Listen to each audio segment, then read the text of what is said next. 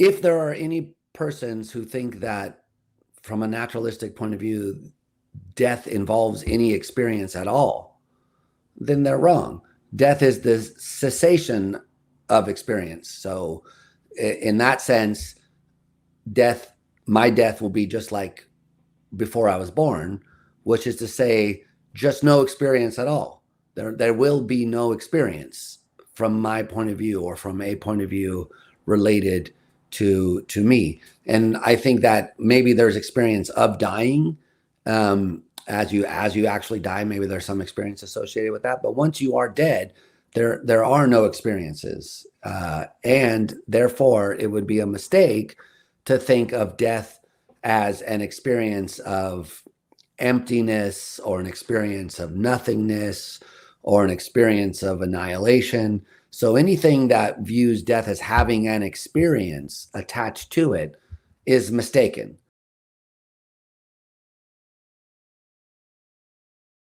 Since we last spoke, I discovered your Consciousness Live podcast, and I listened to a couple of episodes.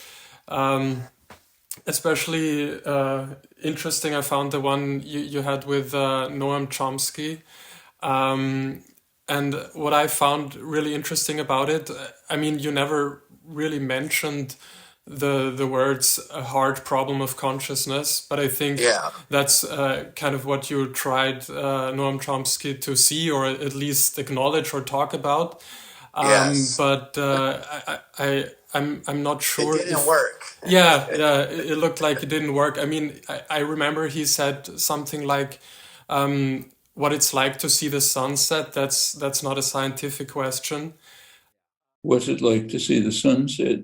I understand the utterance, but I understand it well enough to know that it's not a well-formed question. It may have the syntactic structure of a question, but to be a well-formed question, it must be something that has possible answers. In terms of the scientific answers? In terms of anything. And maybe that's too vague of a concept. I should have done something more specific, like... Right. But do you think, my question is, do you think he just denies that there is a hard problem of consciousness, or was it more like that there was a disconnect and he, if, maybe expressed in a different way, he would acknowledge, in fact, that there's this problem?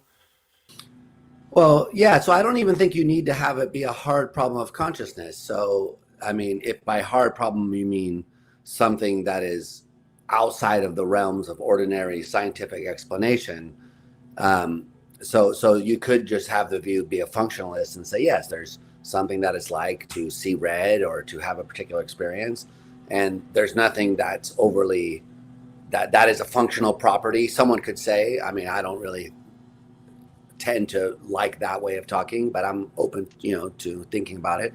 So I don't even think so the hard problem is just the idea that there's something about consciousness that resists normal scientific explanation in such a way that leaves it outside of the realm of natural, normal scientific discourse. And so I think Chomsky denies that. And that's what he is sort of denying. But I don't know, it was very hard for me to pin him down and actually figure out what he objected to, because sometimes he sounds like an illusionist and that there is no such thing as phenomenal consciousness. Other times he sounds like he's just saying, no, consciousness is just an ordinary thing that can be explained by scientific means. And so, yeah, I should have moved on, but I kind of got fixated on that point. Because I was like, it just seems obvious to me that there is something that it's like to see red.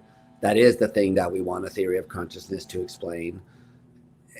And I don't really understand how anyone could deny that it seems that way, or that that's what science is aiming to try to understand. So, yeah, I find it very confusing thinking about his view. I mean, I know generally speaking that what his view is that once the post-Cartesian, fiasco occurred, but we don't really know what it means to be physical, and therefore we don't really know what it means to say that consciousness is physical. So I understand that view. I think it's very interesting. But to say that, this other thing isn't a scientific concept or can't be addressed by science, I'm not really sure. I mean, there's multiple ways you can interpret that, and I'm not really sure which one is his considered view. Right. Because, I mean, he kept saying like what it's like to see a sunset, or what it's like for things to move. He said this is a matter of poetry. If you want to describe these things, science is not the right tool to address these topics. But I think the question is like, why is it that there's something that it's like to see the sunset? That is the question, and it seems like it can never be described in materialistic terms. Or I mean, at least from my position, I mean, that's not to say that it's impossible. But I want to say something else, namely the thing you kind of, I think, very politely implied or insinuated, that his view may preclude people or discourage them from taking the topic of consciousness seriously and engage with it scientifically. But I, even though I'm completely on board with your view that there is this hard problem, couldn't it be argued the other way as well? Like if you say there is this hard problem, it's not possible to take objective descriptions in order to arrive at these subjective states of minds. There's kind of this explanatory gap. Could this view not in the same way lead you to believe, well, it's hopeless, science can't do anything about it, it's just leave it to the poets to talk about consciousness? Yeah, so first of all, my view is that there seems to be a hard problem, but that in the fullness of time, we'll figure out that there isn't. So I guess I've always kind of been that, having that in the back of my mind, that I agree that when you first come to this stuff, it certainly seems like there's this mystery there, but I don't think the mystery is permanent or unsolvable. So I wouldn't go so far as to say this entails dualism, or you should be open to, anti-physicalist views. I'm still a physicalist. But anyway, so I think that even if you do think that there's some kind of real fundamental problem here, it wouldn't lead you to being anti-scientific, because whatever the case is, there's got to be some kind of laws which connect the consciousness stuff to the physical stuff. So even if you were a dualist, a property dualist, a substance dualist, or whatever, we know enough about the brain, I would say, or the body generally speaking, in order for us to conclude that there's got to be some law-like regularities that explain why it is that certain states of the brain correlate with certain conscious states in a kind of regular way, so that science still has a lot to do, even if it doesn't ultimately explain the conscious properties, which is what the dualists think. This is why Chalmers called his view way back in the old days naturalistic dualism. The naturalistic part was supposed to kind of hint at the idea that there's a law-like connection between the non-physical consciousness stuff and the physical workings of the brain, so that they aren't completely disjointed from each other. They're part of the natural world by having this law-like connection between them. So I don't prefer dualism, but I think that even the dualist should say that there's plenty of stuff that we would want to have a science of consciousness construct and answer questions. And then secondly, the dualist might possibly say, well, look, your conception of science is too narrow, because by science you're thinking of empirical science, but there could be a broader notion of science which includes the empirical science plus the discovery of these laws which connect the non-physical stuff to the physical stuff. And so you could still have a science of consciousness, but it just wouldn't be a physicalistic science in the way that we understand it now. It'd have to introduce consciousness as a basic property or some fundamental attribute or something like that. So I don't really think that accepting a hard problem, even the hardcore kind that leads you to dualism, precludes science having an important role in figuring out what consciousness is. Right. But you don't think that the dualist framework is the right one to think about consciousness? Because, I mean, it is possible maybe in the future to find these rules that, dictate how the body, the material and the immaterial realm interact. Would not that be a possibility? Yeah, well, my view is that, first of all, that dualism does make some kind of empirical, well, at least some kinds of dualism make empirical predictions that we've never seen any evidence for. So if there really were a non-physical mind interacting with the brain, then we would expect to see certain events in the brain which didn't appear to have any kind of physical cause, which sort of spontaneously occurred from our point of view. And while that's not impossible that we could find something like that, I don't think we have any reason to believe that something like that exists in the brain. Every time we look, we find an explanation for why this event occurred. Why did this happen? Well, sodium channels open. Why did the sodium channels open? Well, because there was calcium coming in, which was charged in a certain way. Why did that happen? Well, because there was electrical activity coming from the down the axon. Why did that happen? Well, because stimulus in the environment. So in our tracing of the chain of causal events, there's always a physical cause. And so it seems. So it doesn't seem like if there is a non-physical mind that it's interacting with the brain. Now, we could find evidence for that in the future. I'm open to that, but I don't think we have any reason to think of it now.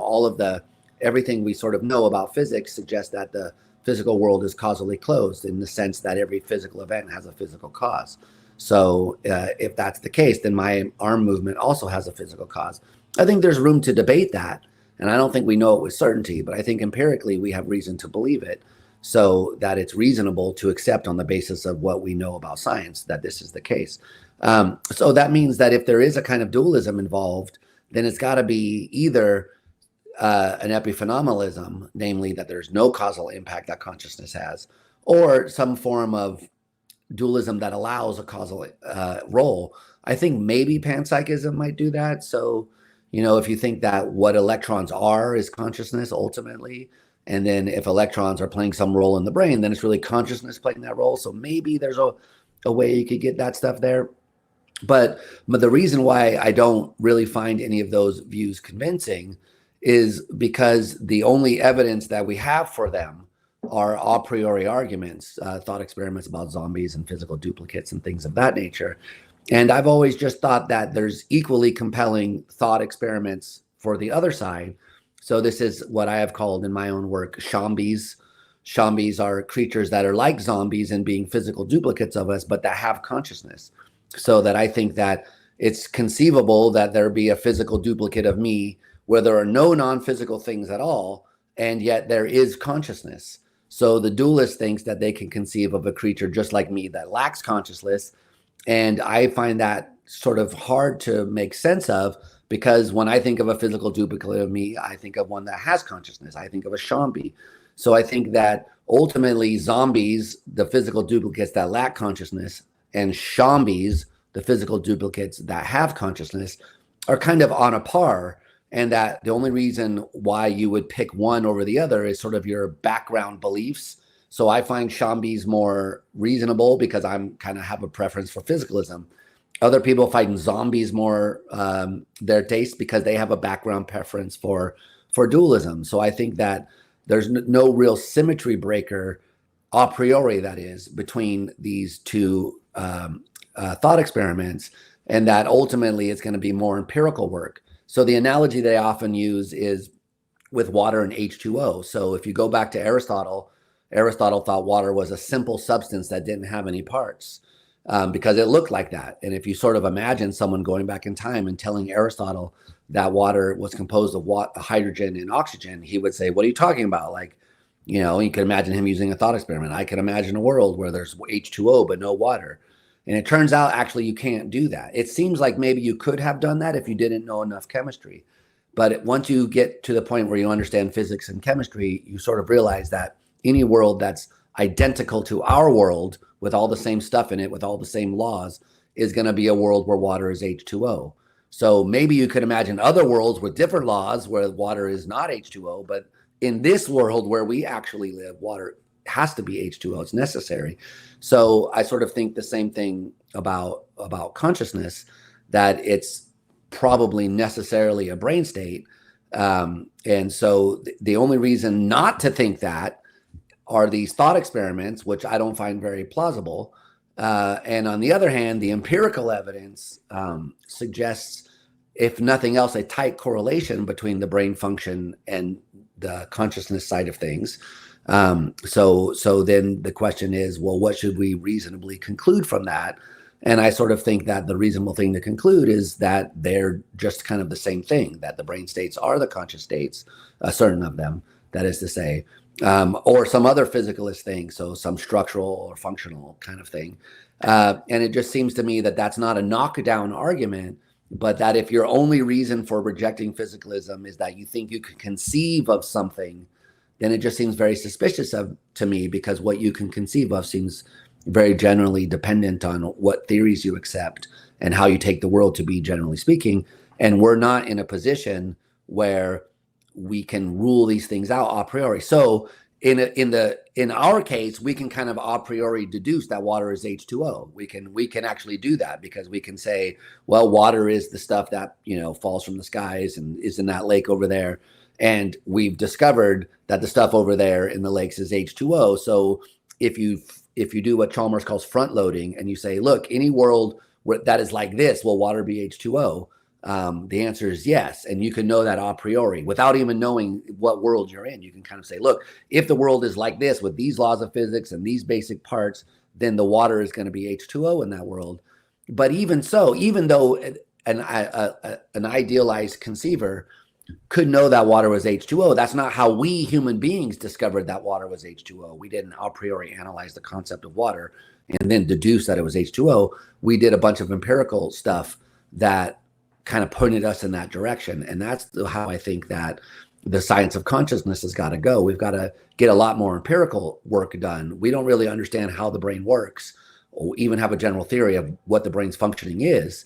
So it just seems to me that people who say, well, you'll never be able to understand how consciousness could be physical, are just kind of like the people who say, well, you'll never understand how water could be H2O, or you'll never understand how heavier than air objects can fly. It just doesn't seem to fit with the general pace of science. And the people who say, yeah, but consciousness is different because it in its essence is something that's non-physical, then I just say, what reason is there to believe that? It's certainly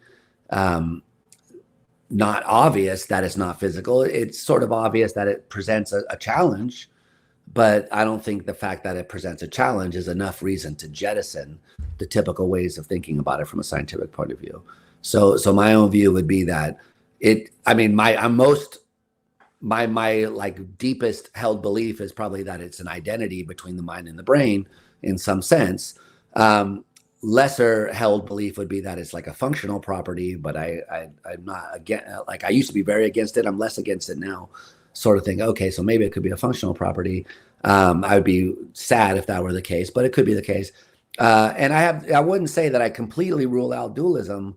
I just sort of think that there isn't really any good reason to believe in a non-physical component to the world that we live in. But I don't, anyway, so I'm not sure if I forgot what your question was, actually. No, yeah. But for me, it's, so you basically think that by solving the easy problem of consciousness, we will solve the hard problem.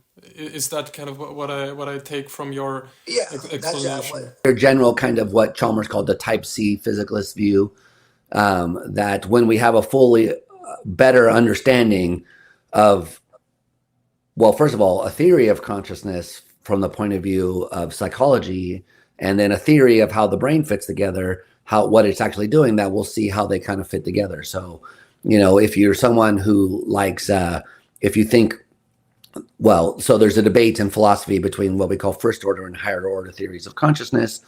Higher order theories say that you need some kind of awareness of your own mind in some sense, in order to be conscious, to have experience. First order theories think, no, you just need maybe a representation of the external environment.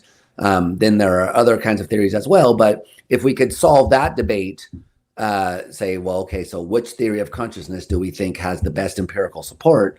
Then we would go a long way towards answering these kinds of questions. What I think the hard problem trades on, and what makes it seem really hard, is that they're sort of, it's like asking you to explain how consciousness could be a physical state, but you're not allowed to have like an actual theory of consciousness.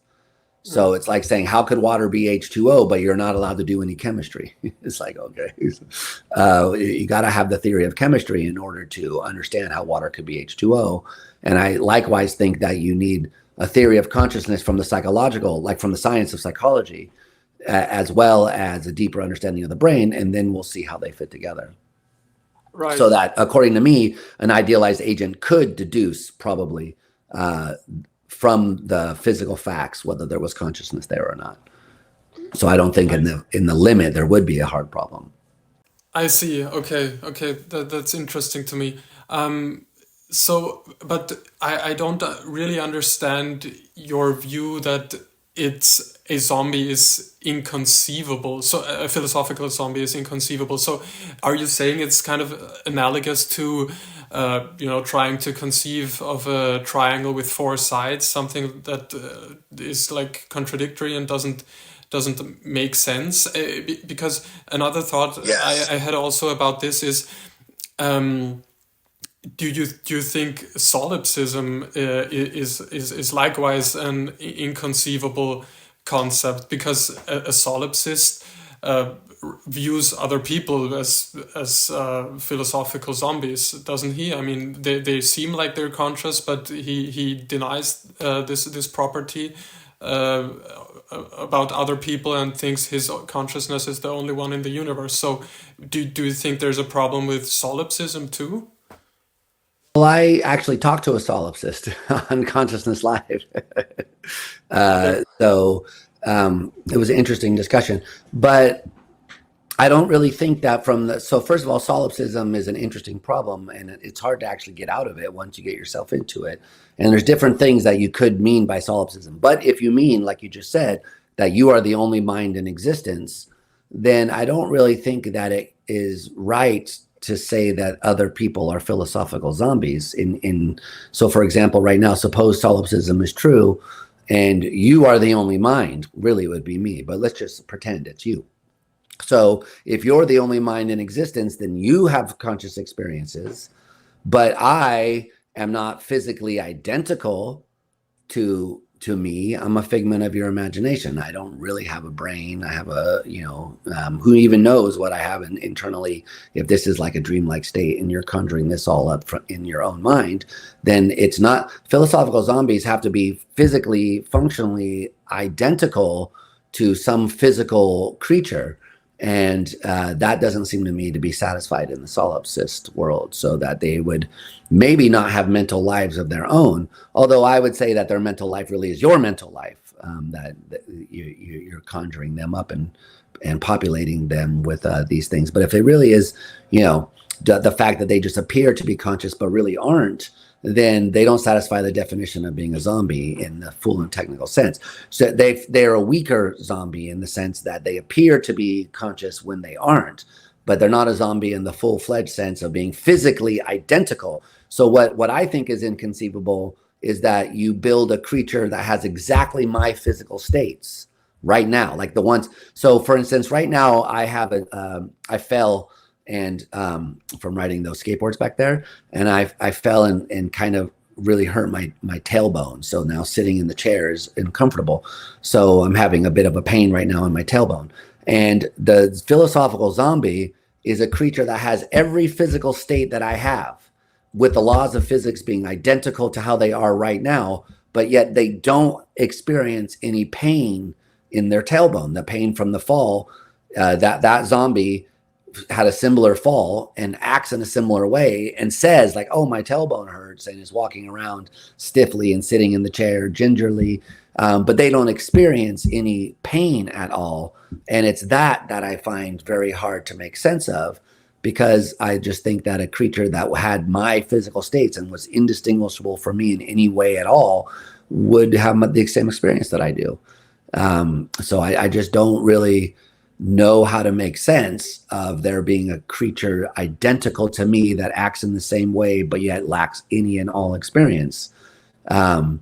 So I think that the Shambi argument, you can go to, so you can have two different conclusions of it. One is you could say, look, zombies are conceivable, just not possible. And there are people that take that point of view and say, look, you can conceive of whatever you want, but that doesn't mean that it's an actual possibility for our world. People like Ned Block have this view, who think that, yeah, I can conceive of a zombie, but I'm still a physicalist. So on certain days, I kind of feel like maybe that's an okay view to have. But on other days, I sort of do feel the intuition that you should be able to, in the fullness of like time, be able to a priori deduce from some set of facts that there are zombies or there are not. So I do kind of feel the pull of that view. I don't endorse it 100%, but I do take it very seriously. So for those people, see, because that's a David Chalmers type view. David Chalmers has the view that if you knew all the physical facts of a certain class, then you would be able to tell that zombies were really like truly conceivable and therefore possible. And I want to say, well, look, the Shambis are around and you can't rule them out. So probably that means zombies are inconceivable, because they both can't be conceivable if you're really a rationalist and you really think there can only one of these is conceivable. Then my view is that it's the Shambi ones that are conceivable and the other ones seem conceivable aren't. It's like imagining something that seems possible, like imagining that Superman is two different guys. Like you could imagine that Superman and Clark Kent are distinct individuals. It's impossible given the way the story is. But you could imagine a different world where there was a guy named Clark Kent and a guy named Superman, and they were distinct from each other. So it would be wrong to think that's the Superman world that we know of, I guess. Or, the water and H2O, you could imagine it coming apart, so forth and so on. So anyway, so yeah, on the other hand, if you're not a rationalist and you're not trying to say, look, merely conceiving of it makes it possible, then I think it's safer to say, okay, so maybe it's conceivable, but the Shambis show that which one is possible is up for grabs, because I think Shambis are really possible. And what I don't think people have really noticed or appreciated is that dualism is committed to a modal claim, a claim about the landscape of possibility and necessity, because a lot of people focus on the idea that physicalism is committed to the claim that it's necessarily the case that if you have our physics in the world with a creature like us, then you get consciousness. But I think that the dualist is also committed to a claim which says that necessarily, if you have a world where just our physics is, then you don't have consciousness. So that's just as strong a necessary claim about the space of possible worlds. And I think that, well, if there's even one possible world where there's our physics and yet creatures with consciousness and there's nothing else, no extra, not spooky, non-physical things, then that kind of calls into question. So whether you wanted to pitch the discussion about which one is possible or you want to pitch the discussion about which one is conceivable, I think depends on who you're arguing with. So maybe you could be happy with the view that, look, zombies are conceivable, they're just not possible because Shambis are the possible one. Or you might say both of them are conceivable. So I don't know. The landscape is pretty complicated here. I see. I had a different question too. You mentioned panpsychism. I know that you had a conversation with Philip Joff. I don't know if you touched the topic of panpsychism, but I know that he is a panpsychist. Yeah. Somebody who thinks, mind is a property of the universe, and like even subatomic particles have some subjective dimension to them. Like an electron doesn't mean an electron thinks like you and I, but there's some kind of buzzing or warmth or internal state. And I'm quite sympathetic to this idea because, if you think about I think I mentioned this last time, if you think about when during evolution this property of consciousness could have emerged. It seems like it's impossible to tell, like, this is the part all of a sudden where it should have emerged. So maybe it's just a fundamental property.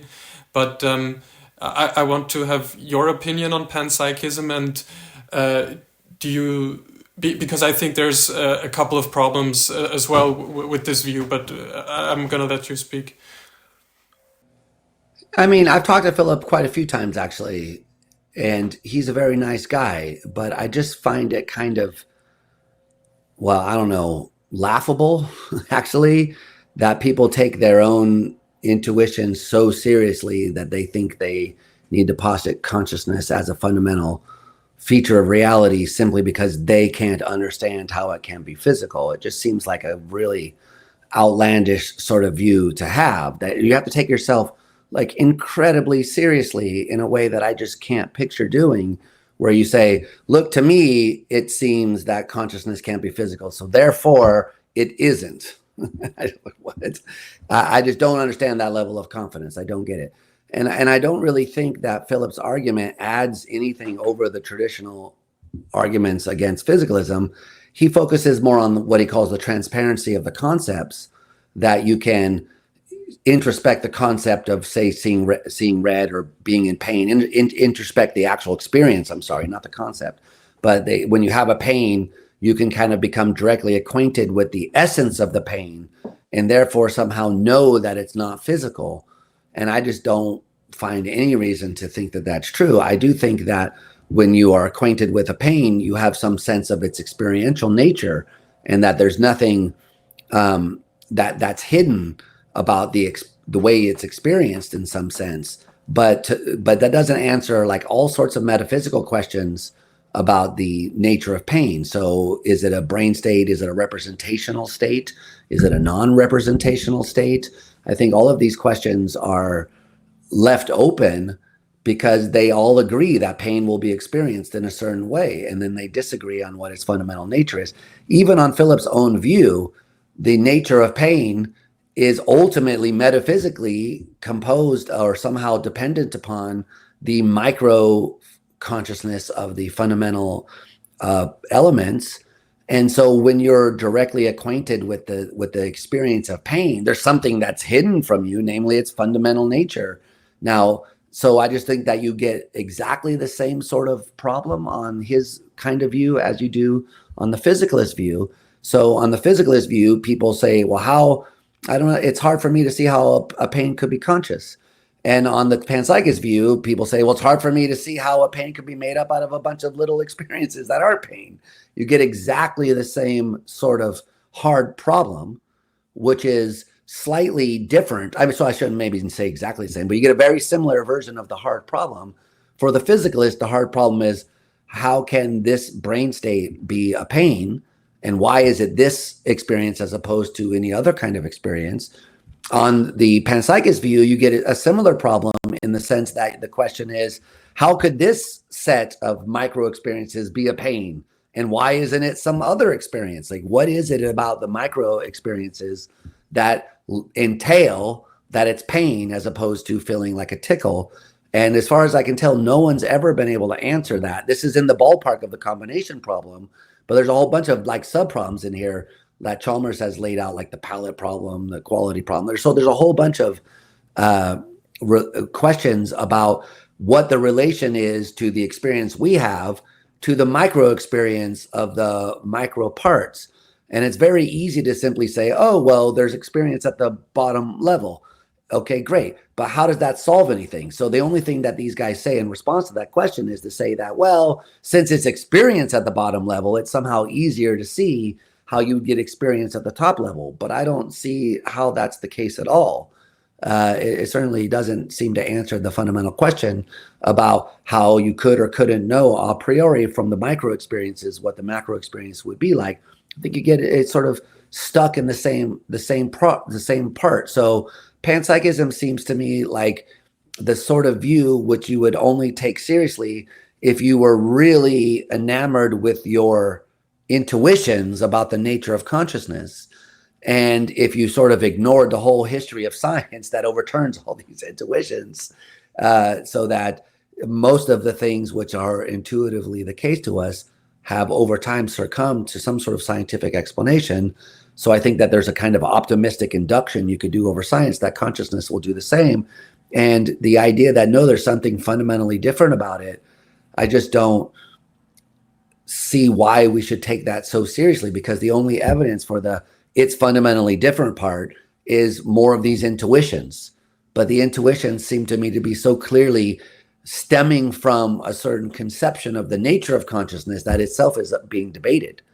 So once we fully understand, that's kind of my point about the theory of consciousness. Once we sort of understand from a theoretical point of view what we should go for, then I think the concepts of consciousness will sort of align with our theorizing, so that I just don't really find there to be any reason to take these views seriously. And they all betray a kind of self-aggrandizing importance to your own like intuitions, which I just find to be like epistemically not warranted and smells like hubris to me. So that it's kind of like desperation in a sense to try to find something special about us. But my view is that consciousness is going to be just like water or lightning. It's going to be something that science will tell us what its nature is. And that doesn't mean that it's not a very cool part of reality. It's very real. I'm not an illusionist. I think that the consciousness, real consciousness, is a physical thing. It's not an illusion that there's consciousness. It's not something that we want to explain away, like as I take people like Daniel Dennett to be in the business of doing. I think that it's kind of a mistake that a lot of physicalists make to say, look, there is something like a hard problem.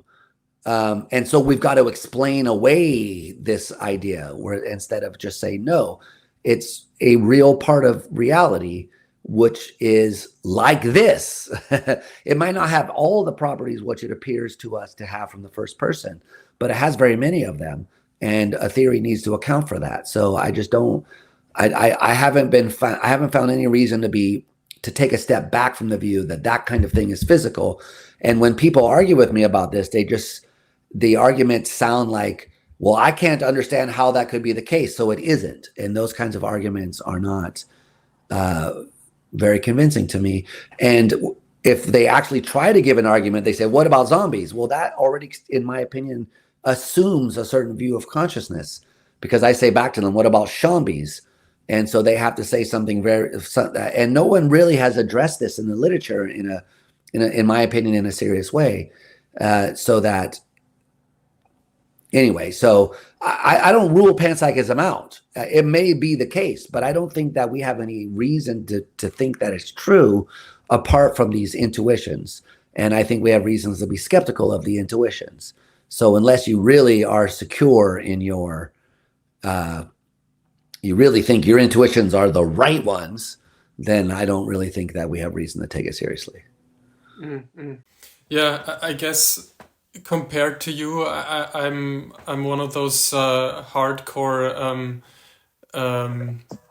let's say, adherents of the hard problem, because I just can't see how it can ever be explained. I mean, other phenomena like the wetness of water is explained by H2O and the molecular structure and how these things behave when they're in a larger when there's a lot of them, or other interesting phenomena like the lightning strike that was a mystery for many centuries and impossible to explain.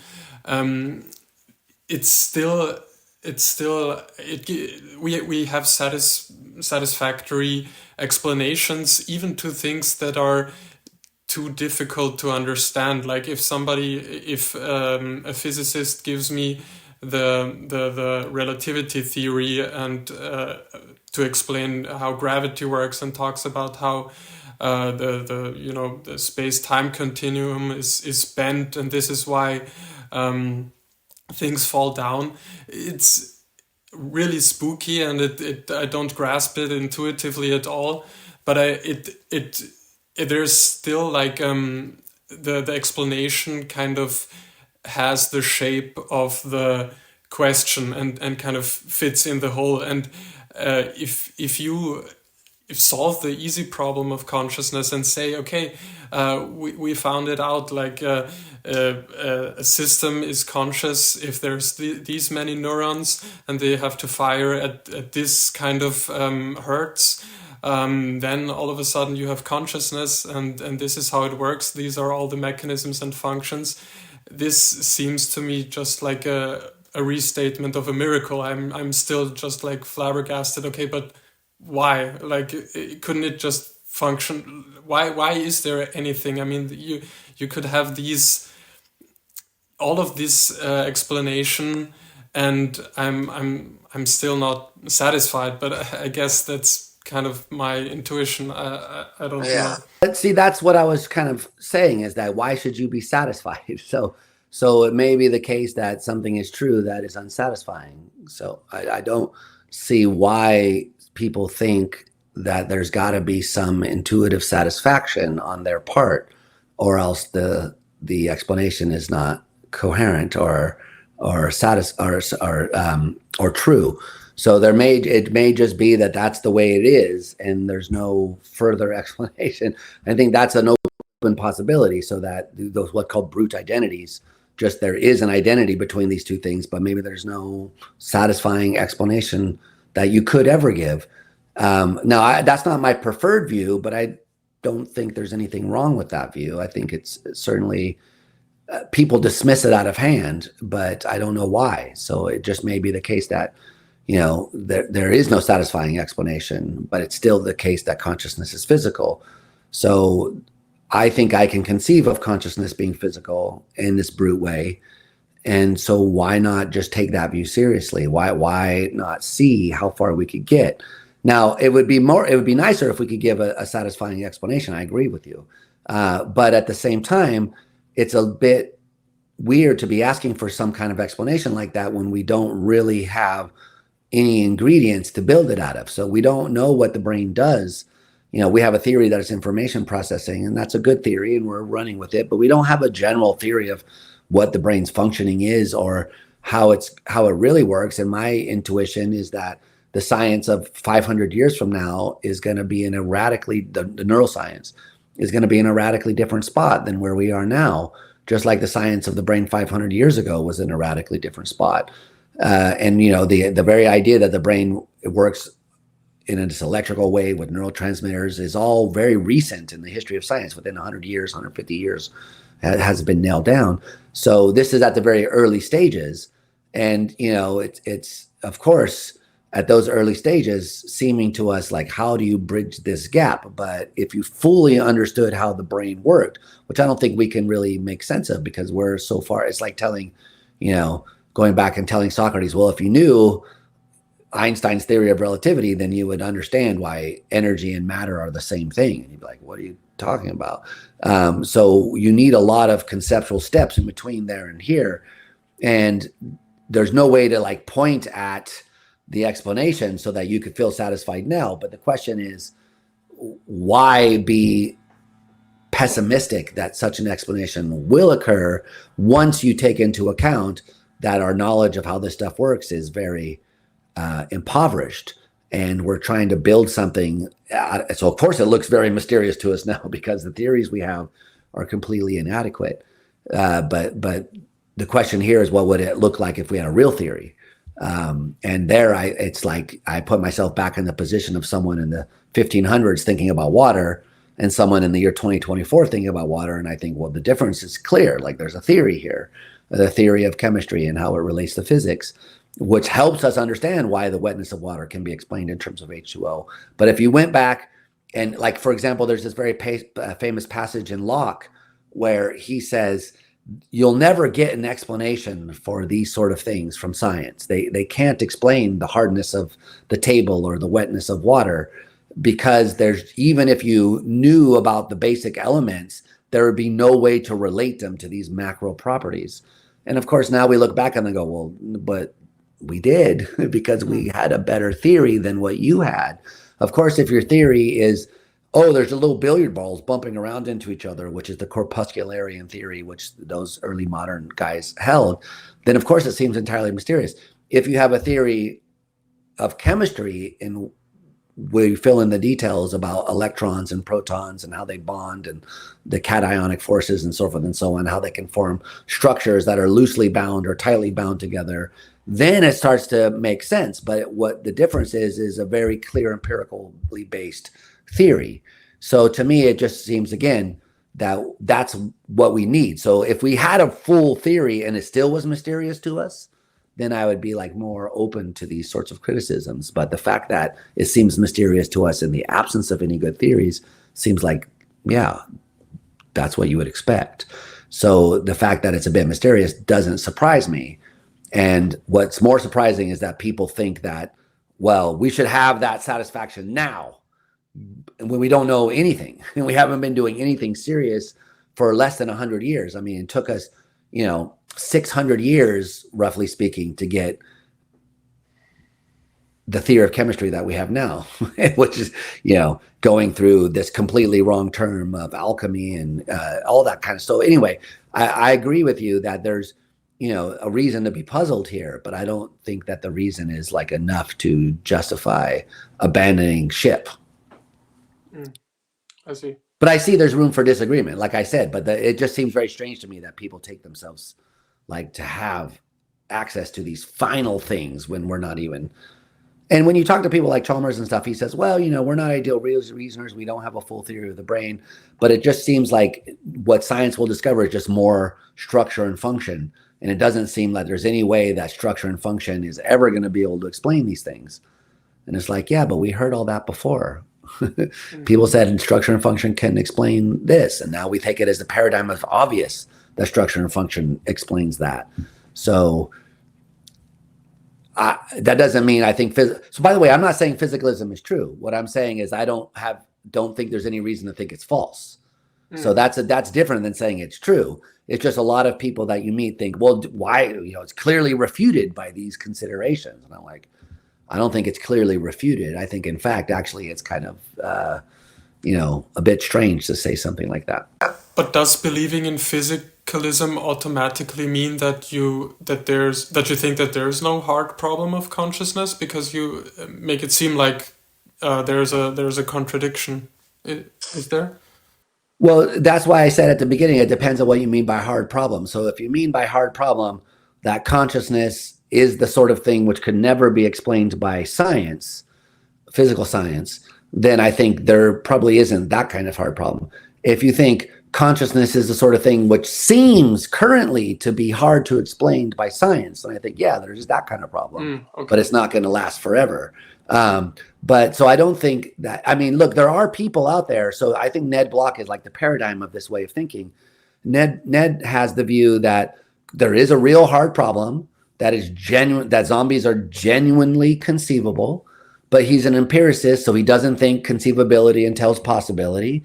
And he thinks that consciousness is going to be identical to some physical state of the brain, but you'll never get an explanation for why it's identical to some state of the brain. Rather, it's going to be an inference to the best explanation on our part to identify these sorts of things, to allow better explanations of other stuff. So, for example, the reason, according to someone like Ned, the reason why you should identify pain with a brain state is because then you could explain how pain causes the kind of behaviors that you're interested in. It causes it because they're identified. And so he thinks there's a real hard problem, but consciousness is really physical. And so that kind of view is out there. And, that would be my kind of default background view if this other sort of view didn't work out. So I think that either way, there's good reason for accepting that physicalism is the case. So the problem with Ned's view that people don't like is that he gives up on the idea that you explain identities. His argument is that identities never get explained. Like no identity has ever been explained, but rather identities are postulated to explain other things. So that they're always, even in the case of water and H2O, according to him, it's a postulate that we say, well, okay, so let's identify water and H2O because then we can explain why water freezes, why water is wet, why it's liquid at a certain temperature. But that is not something that you a priori deduce or could know in advance. It's something that you find out empirically that they're correlated, and then you ask, what's the best explanation of that? And then you think, okay, so let's identify them, because then it would make sense of all this other stuff. So that identities are brutes in a sense. They don't get explained ever on a view like Ned's. So that seems to me like that's a respectable view. It's a real hardcore empiricist view. People that are like Chalmers, that are rationalists, they don't like it because they think there always should be some explanation for everything. And so I just don't know why we should believe that. I'm attracted to it.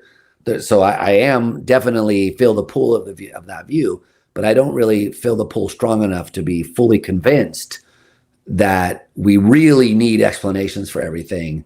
And that if there were brute identities, I would think, gee, okay, so that's a bit strange, but it's the way things are. Where some people are violently opposed to the idea that there are brute identities, and that's something I really truly don't get. So consciousness could either be, I think either way could be seen to be physical. One is by thinking that if we had better theories, we would see how it fits and the explanation could be satisfactory. And the other is by thinking, well, maybe even if we didn't, we wouldn't, but it still could be physical because maybe there's just a brute fact about reality that it's identical. So I really think that you have to have refuted both of those views to be in the to really have standing to say that consciousness is not physical. So anyway, I just don't really find any reason to abandon the general kind of flat-footed view that consciousness is a real feature of the world that's like everything else, in the sense that it will ultimately be understood by science in one of these ways. I see. Okay. I don't know if you have sufficient time to dive into generic subjective continuity. Once again, we already touched on it the last time. Yeah, I have another meeting at 1:30, so I probably got to go by 1:20 or something like that. But I see. Okay, we'll try to keep it short then. So we already talked about it a little bit the last time. I'll just introduce it again, so for anybody listening, they can follow. It's basically this conception of Tom Clark that he outlined in his article Death, Nothingness, and Subjectivity, where he establishes first a personal subjective continuity. This basically just means that from the perspective of consciousness, there's simply one experiential datum after another. It's basically continuous, and even if during sleep or while you're in a coma, from an objective perspective, the consciousness is interrupted. From your subjective perspective, there's only ever consciousness. And he then tries to establish generic subjective continuity with a thought experiment where he asks the reader to envision a doctor to make certain changes about your personality, if that were possible, so that during your coma he takes out your preference for vanilla ice cream and makes it a preference for chocolate, and subsequently he changes more and more, so that the person waking up after this operation is so different that all of a sudden we can't claim this is the same person. It's no longer you waking up. But what the thought experiment claims is that still, from the perspective of consciousness, there wouldn't be any experienced gap. It would in a period of unconsciousness would be bridged instantaneously. And then he asked, the third step is to ask us to see the analogy to what happens basically when we just die an ordinary death and somewhere else somebody else gets born. And is this not the same situation where non-existence, non-experience can't be experienced?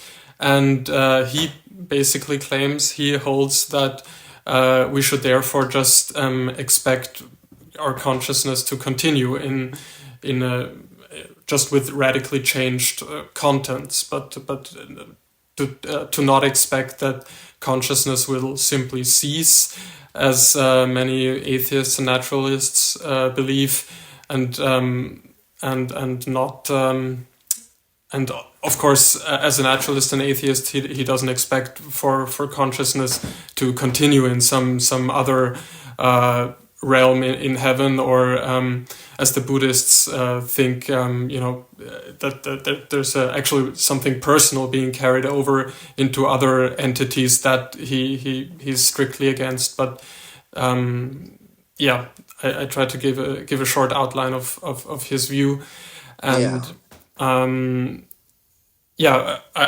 would just want your opinion once again on why and where you think this is no longer foolproof thinking. Well, I go back and forth like looking at the duck rabbit. So it like looks one way, then it looks another way. But it seems like either to me, it's obviously, there's a point that's obviously true, and then a point that's like clearly false. So the obviously true part is, if there are any persons who think that from a naturalistic point of view, death involves any experience at all, then they're wrong. Death is the cessation of experience. So in that sense, my death will be just like before I was born, which is to say, just no experience at all. There will be no experience from my point of view, or from a point of view related to me. And I think that maybe there's experience of dying, as you actually die. Maybe there's some experience associated with that. But once you are dead, there are no experiences, and therefore it would be a mistake to think of death as an experience of emptiness, or an experience of nothingness, or an experience of annihilation. So anything that views death as having an experience attached to it is mistaken. And sometimes when you read Tom's work and you talk to him, I haven't ever talked to him in person, but I know him on Facebook, and I think he's been to my blog, and I've been to his blog and stuff like that. So, when you engage with his work, sometimes what he says is, look, I'm just trying to disabuse people of this idea that there's an experiential component to death from the naturalist point of view, that it's like an positive experience of blackness or emptiness, which I think is obviously correct. It's clearly correct. So I don't have any problem with that. If all he's trying to do is to abolish the notion that there is an experiential component to death, then I'm on board 100%. On the other hand, it's when you engage with his work, sometimes he seems to be doing more than that.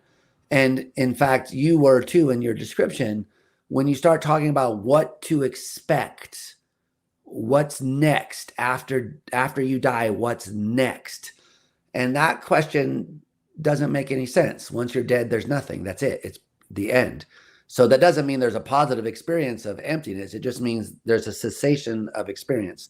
Now, there's a trivial truth, which is that other people will have experience, that other creatures, animals as well, will have experience. That will continue after I die. I think last time I mentioned the death of Ivan Ilyich, which is a whole story about how some guy is really pissed off about this, actually, because he's dying and everyone else is happy and they're getting ready to go to a dance and they're getting dressed. And he's like, God damn it, I'm dying, and they're having fun. So he's sort of deeply aware of the fact that after he's dead, life will go on. And that's true. So that seems to me banal, like it's obvious. Yeah. Before I was born, there were people, I read about them. They wrote lots of stuff. So Socrates was around, and there's other people as well. And millions of people existed, and they had experience. But now they're not having experience. I am. But there's no continuity in any sense of the word that makes sense between them and me, or between me and someone else who is yet to be born. It is true that after I die, someone else will show up and start having experience. And let's suppose from their point of view, it will just appear as they showed up and they've always been there. There's no experience of the absence of experience. Although I do wonder about that actually, because some meditators say things like this, that they experience emptiness and absence. So anyway, I don't know. We could talk about that. But anyway, so I think that seems like, okay, but this idea that I should expect consciousness to go on with radically different contents, I can't make sense of that. I don't see where in the argument there's any support for that. I don't get it at all. The whole claim seems to be that there's something in common between me and them, namely that we have a generic point of view on the world, a kind of generic point of view. Yeah, I said that already. A generic point of view in the world. That's not me or not them, but just a point of view. And I think, yeah, okay, good. But that's not enough to say that there's any continuity between them. And it's certainly not enough to get me to expect anything to happen after my death. So I just think that there's kind of a sleight of hand or somehow like a faulty step in the chain of reasoning, which trades on the thought experiment, the idea that you could take me and transform me into someone who's not me, which I'm okay with. I mean, I sort of think that happens every night in a way when I go to sleep. And I certainly don't think I'm the same person I was when I was 5 years old. I think that the 5-year-old is gone and now I'm here. And if I erased all my memories of the 5-year-old, then I would have no psychological continuity with them. And then I would never have any reason to think that I was that person. And so, I sort of am on board with the idea that there's experience and then there's the concept of the self built in experience, but that it's not the other way around. So anyway, though, but like, there's no reason to think that there's a genuine continuity. There is a continuing of experience from some point of view, but there's not a continuity in any sense where there's something that is running uninterrupted. So that my expectation upon my death should just be the end of all experience. That's what you should expect when you die. And I don't see how this gets us to think anything else. Yeah, there's actually a real world example. I just remembered this of that is really similar to Tom Clark's thought experiment, namely the railway worker Phineas Gage. Have you heard of this case? Yeah. I think it's really famous. He had some sort of accident and there was like a thick bolt rammed through his head. And this kind of, ruptured some important part of the brain, which had as an effect the radical change in his personality. So all of a sudden, he was a well-behaved, polite man before this accident. And after that, he was kind of rude and started swearing all the time and behaved violently towards others. And Yes. so seemingly all of a sudden a totally different person. And what I would imagine Phineas Gage felt like in this moment was perhaps also some sort of discontinuity, because if we imagine he still had his memory intact, then he would like remember back to before this accident occurred. Okay, I was kind of like this and I behaved like this in similar situations, and now I have this violent inclinations, these violent tendencies. So and so there's this one sense of there being a subjective discontinuity, and you might even experience, as you claimed, that there's no self being carried over from one night to the other, or from one day to another day. So it's possible to have these experiences of discontinuity, but I think what the continuity that the thought experiment tries to establish is the like a more generic one. Like there's simply one experience after another, and so even if the person waking up is a totally different person, like in the case of Phineas Gage, then that doesn't mean that from the perspective of consciousness, it's not just one experience after another. So that's the kind of continuity I think the thought experiment tries to establish. Yeah, but how does that give you any expectation of what to because certainly if you're this guy, so I mean, I feel this way sometimes, just in my day-to-day life, like I'm walking around in a bad mood, but I don't realize I'm in a bad mood. It just seems like I'm me, like I always am. And then someone's like, why are you snapping at everyone today? Why are you being so harsh with your criticism of everything around you, like being disgruntled? And I'm like, oh, gee, I didn't realize I've been in a bad mood this whole time. So I think that, but from my point of view, it's just like the same, like it's an experience that's happening. There's things going on. So I certainly do feel this kind of idea that one experience after the other. And if you transform me into another creature, I'm assuming that creature would sort of wake up and feel like, yeah, okay, there's just more experience going on here. But that trades on the idea that there's the same physical body, the same organism, the same creature. So even if you change me radically, like into a bat, okay, then yeah, great. That's still one thing which has been going through this transformation. When you have me die and someone else being born, there's no one thing that went through a transformation. So the two cases just seem radically disanalogous to each other. And the infant isn't, there's no sense in which the consciousness which I have is over there now.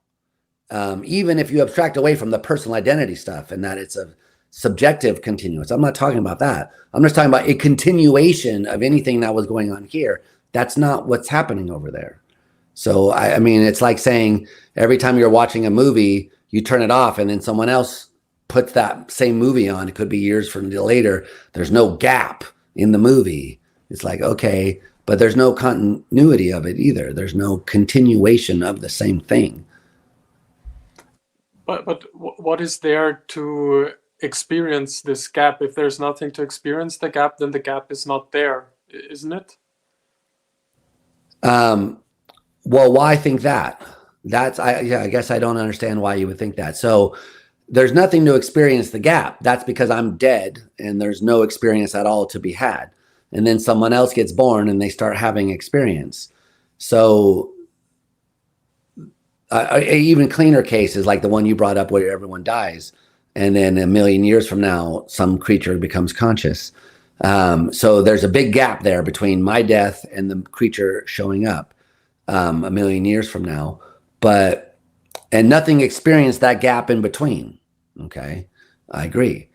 But the continuity is just that there is now experience going on. So there was experience here, then there's experience there. But that doesn't give me any reason to expect after my death that the contents of consciousness will be radically transformed. It gives me reason to expect that at some point there will be different experience had by a different organism. Right. So I'm okay with that, but that just seems like totally obvious. Yeah. I guess. And I certainly don't need a thought experiment to believe that other people will have experience after I'm dead. I don't see like what reason there is.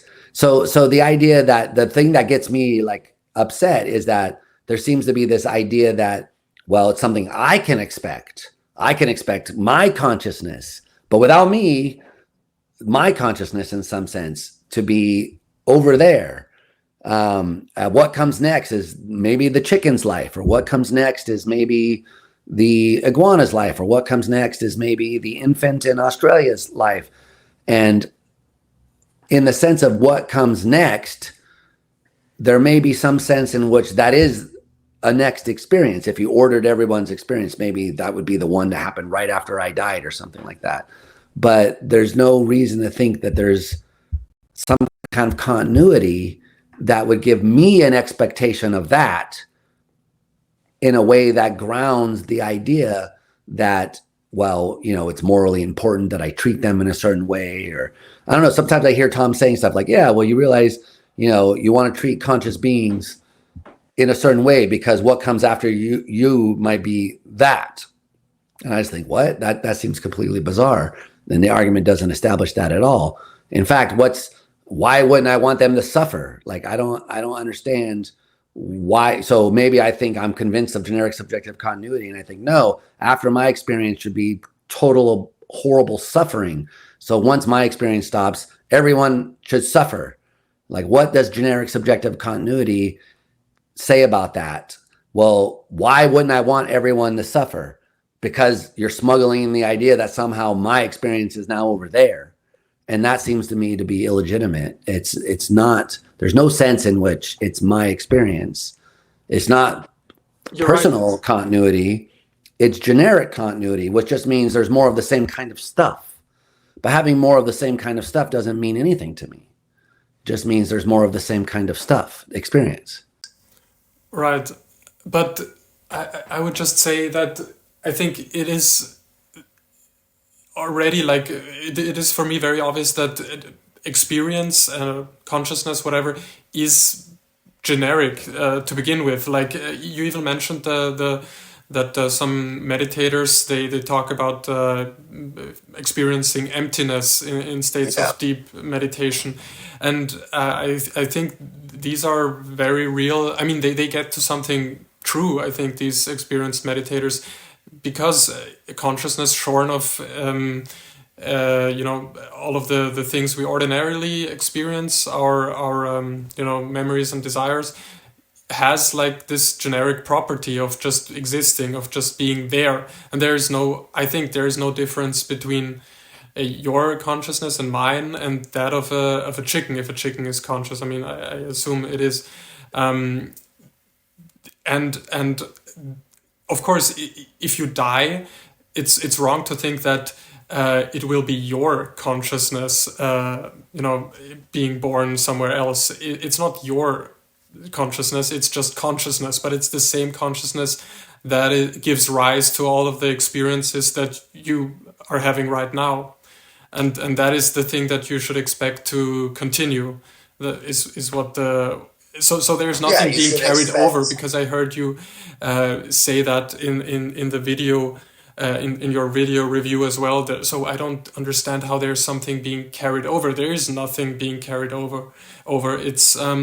It's just consciousness is always present for itself, and it's impossible from the perspective of consciousness to have non-experience. It's just going on incessantly. But there's nothing to object to there, but it just means nothing. It just means that there's other experience going on. And that's something that you don't need a bunch of thought experiments or something called generic subjective continuity to make sense of. All you need to make sense of that is that consciousness is associated with certain biological features, and there's other creatures that have those biological features.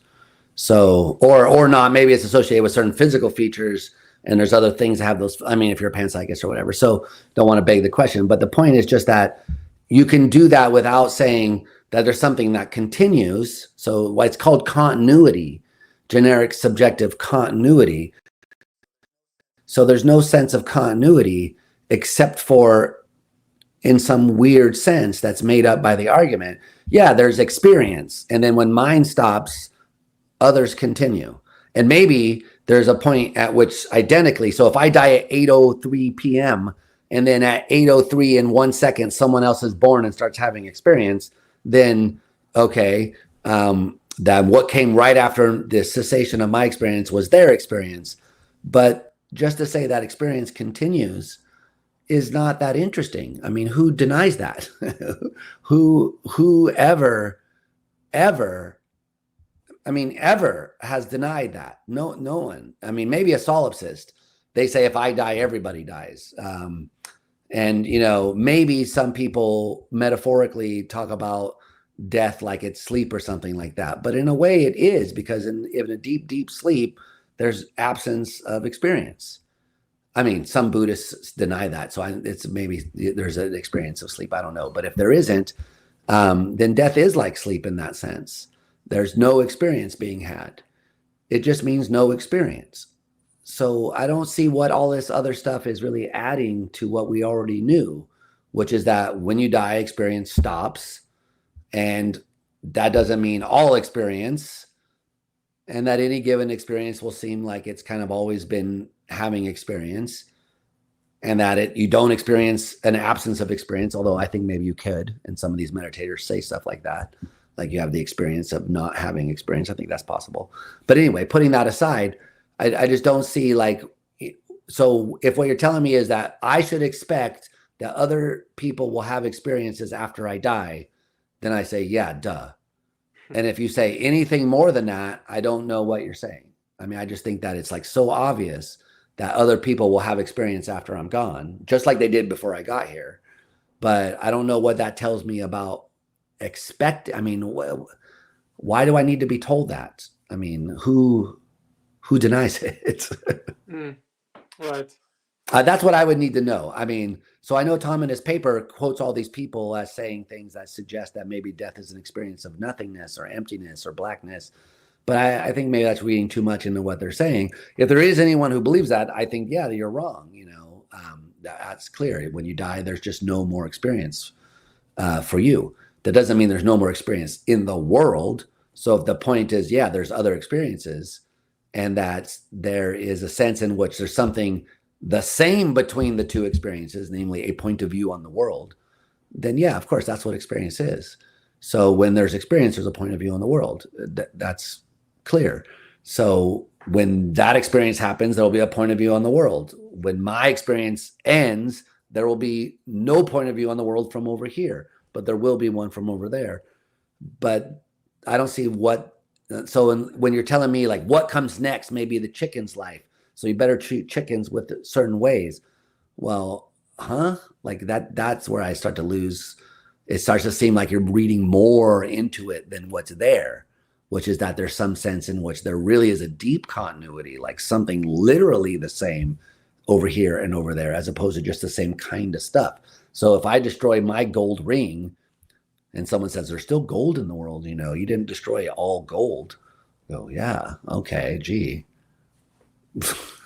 Cool. So anyway, I just think that it's clearly either obviously true and there's nothing really all that interesting about it because we already knew it, or there's something that's very unobviously true about it, which is kind of significant, but there's no reason to believe.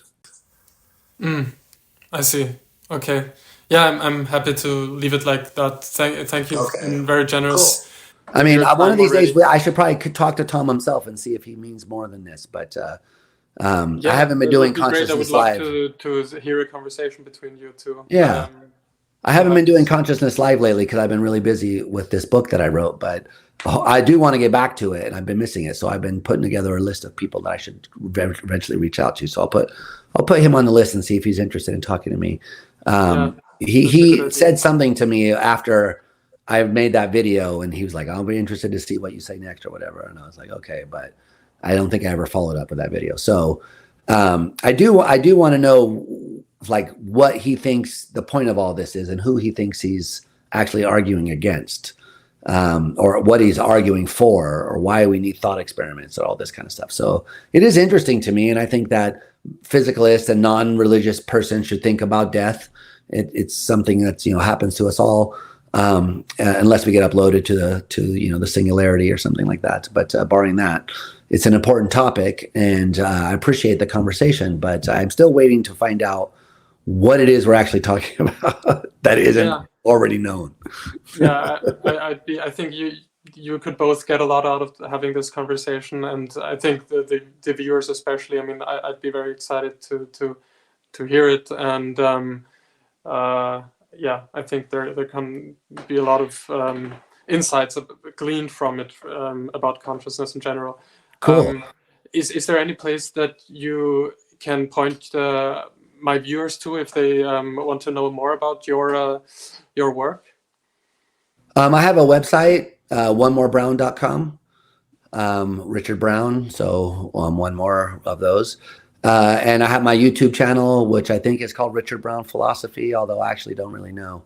I think it's called One More Brown on YouTube. isn't it? Yeah, so it might be that as well. But generally, you can find a link to there from my website, and the website has my papers and my blog called Philosophy Sucks,